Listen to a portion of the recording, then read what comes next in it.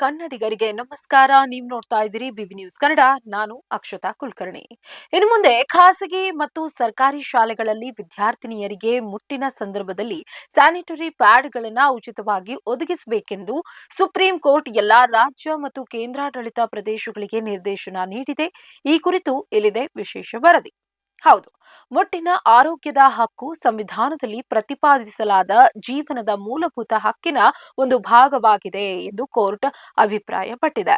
Supreme court ನ್ಯಾಯಮೂರ್ತಿಗಳಾದ ಜೆ.ಬಿ. ಪಾರ್ದಿವಾಲಾ ಮತ್ತು R. Mahadevan ನ್ಯಾಯಪೀಠವು ಎಲ್ಲಾ ಶಾಲೆಗಳಲ್ಲಿ ಹೆಣ್ಣು ಮತ್ತು ಗಂಡು ಮಕ್ಕಳಿಗೆ ಪ್ರತ್ಯೇಕ ಶೌಚಾಲಯಗಳ ವ್ಯವಸ್ಥೆ ಕಲ್ಪಿಸಬೇಕೆಂದು ರಾಜ್ಯಗಳು ಮತ್ತು ಕೇಂದ್ರಾಡಳಿತ ಪ್ರದೇಶಗಳಿಗೆ ಸೂಚಿಸಿದೆ. ಸರ್ಕಾರಿ ಸ್ವಾಮ್ಯದ್ದಾಗಿರಲಿ ಅಥವಾ ಸರ್ಕಾರದ ನಿಯಂತ್ರಣದಲ್ಲಿರಲಿ, ಎಲ್ಲಾ ಶಾಲೆಗಳು ಅಂಗವಿಕಲ ಸ್ನೇಹಿ ಶೌಚಾಲಯಗಳನ್ನು ಒದಗಿಸಬೇಕಾಗತ್ತೆ ಎಂದು ಕೋರ್ಟ್ ಹೇಳಿದೆ.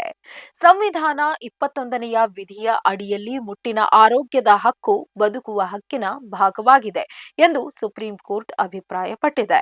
ಒಂದು ವೇಳೆ ಖಾಸಗಿ ಶಾಲೆಗಳು ಹೆಣ್ಣು ಮಕ್ಕಳಿಗೆ ಸ್ಯಾನಿಟರಿ ಪ್ಯಾಡ್ ಒದಗಿಸದಿದ್ರೆ ಅವುಗಳ ಮಾನ್ಯತೆಯನ್ನ ರದ್ದುಗೊಳಿಸಲಾಗತ್ತೆ ಎಂದು ಕೋರ್ಟ್ ಎಚ್ಚರಿಕೆಯನ್ನ ನೀಡಿದೆ.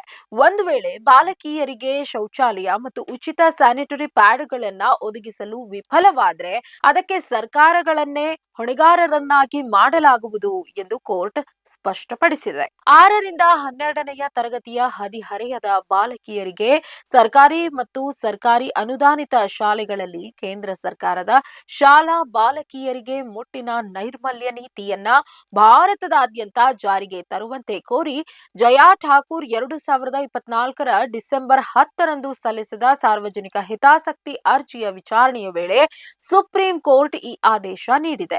ಆದರೆ ಈ ಪ್ರಕರಣದ ತೀರ್ಪನ್ನ ಇನ್ನು ಕಾಯ್ದಿರಿಸಿದೆ. ಇದಾಗಿತ್ತು ಈ ಹೊತ್ತಿನ ವಿಶೇಷ ವರದಿ. ಸಮಗ್ರ ಸುದ್ದಿಗಳಿಗಾಗಿ ಸದಾ ಗಮನಿಸಿ ಬಿಬಿ ನ್ಯೂಸ್ ಕನ್ನಡ. ಇದು ಕನ್ನಡಿಗರ ಪ್ರತಿಧ್ವನಿ.